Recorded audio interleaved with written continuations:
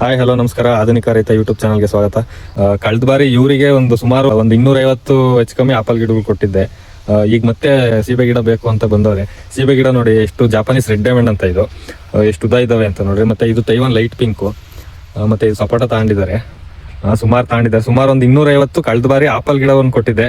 ಆ ತೋಟಕ್ಕೆ ಇವಾಗ ಹೋಗ್ತಾ ಇದೀವಿ. ನೋಡಿ ಸ್ನೇಹಿತರೆ, ನೋಡಿ ಇದೇ ಆಪಲ್ ಸಸಿಗಳು. 8 ತಿಂಗಳಿಂದ ಕೊಟ್ಟಿರೋ ಸಸಿಗಳಿದು ನೋಡಿ. ಸುತ್ತ ಹಾಕಿದ್ದಾರೆ ಅಡಿಕೆ ಗಿಡದಲ್ಲಿ. ತುಂಬ ಚೆನ್ನಾಗಿ ಬಂದಿದೆ ನೋಡಿ, ಎಷ್ಟು ಚೆನ್ನಾಗಿ ಬಂದಿದೆ. ಬನ್ನಿ ಅವ್ರನ್ನೇ ಮಾತಾಡ್ಸೋಣ. ಎಷ್ಟು ದಿನ ಆಯ್ತು ನೀವು ಪ್ಲಾಂಟೇಶನ್ ಮಾಡಿ ಇದನ್ನ? ಸರ್, ಶಿವರಾತ್ರಿ ಹಬ್ಬದ ದಿವಸ ನಾವು ಇಕ್ಕಿತ್ತು. 2025ರಲ್ಲಿ ಶಿವರಾತ್ರಿ ಹಬ್ಬದ ದಿನ ಇಕ್ಕಿರೋದು. ನೋಡಿ ಸ್ನೇಹಿತರೆ, ಎಷ್ಟು ಉದ್ದ ಇದೆ. ಸುಮಾರು ಒಂದು 8 ಅಡಿ ಬೆಳೆದಿರೋದು, ಹೈಟ್ ಹೋಗಿದೆ. ಇವರಿಗೆ HRM 99 ಮತ್ತೆ ಡೋರ್ ಸೆಟ್ಟು ಮತ್ತೆ ಅಣ್ಣ ವೆರೈಟಿ 3 ವೆರೈಟಿನೂ ಕೊಟ್ಟಿದ್ದೀವಿ ಪಾಲಿನೇಷನ್ ಆಗೋದಕ್ಕೆ. ತಾಲೂಕಲ್ಲಿ ಯಾರು ಬೆಳೆದಿರಬಾರ್ದು, ನಾವು ಬೆಳಿಬೇಕು ಅಂತ ನಾನು ಮಾಡಿದ್ದೀನಿ.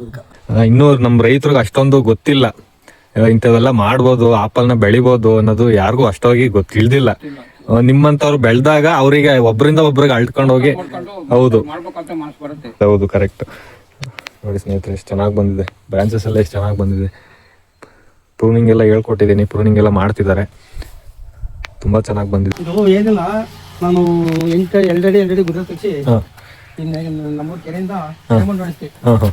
ಕೆರೆಮಣ್ಣ ಅಡಿ ಗುದ್ರ ತೆಗೆದು ತಳಕ ಹಾಕಿ, ಹೊಲಗಳ ಮಣ್ಣೆ ತಳಕ ಹಾಕಿಬಿಟ್ಟು ಅದ್ರ ಮೇಲೆ ಕೆರೆ ಗೊಬ್ಬರ ಹಾಕಿ, ಕೆರೆಮಣ್ಣು ಹೊಡೆದು ಅದ್ರ ಮೇಲೆ ದನಿ ಗೊಬ್ಬರ ಹಾಕಿ, ಅದ್ರ ಮೇಲೆ ಬೇವಿನ ಹಿಂಡಿ ಹಾಕಿ 3 ತಿಂಗಳು ಕೊಳೆ ಹಾಕಿ 3 ತಿಂಗಳು ಕೊಳೆ ಹಾಕ್ಬಿಟ್ಟು ನಂತರ ನಾನು ಇದನ್ನ ಸಸಿ ಇಕ್ಕಿತ್ತು.